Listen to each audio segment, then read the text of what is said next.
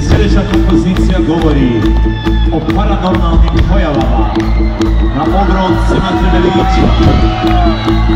Inspektor Malder i Skali istražuju slučaj nestale čobančice Merime. Bit će to težak, ali ne i nerješiv slučaj za CSI Čeljigoviće. Pjesma se zove, ko što ste već skotali, Karavaja!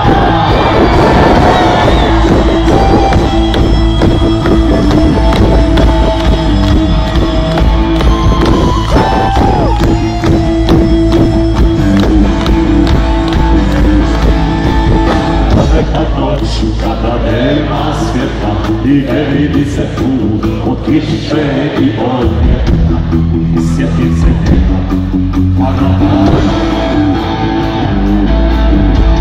Hoće jedna priča, negdje nasred Trebevića, a to mi je stalo u braku popis pjevića. Strava prava, Karavaja. Zove su od kiše, priđe čovjek koda kliče, kožna jaka puna sjaja, pruža ruke, reče Karavaja. Ja sam ovaj nisam na Uber, hajde prošli.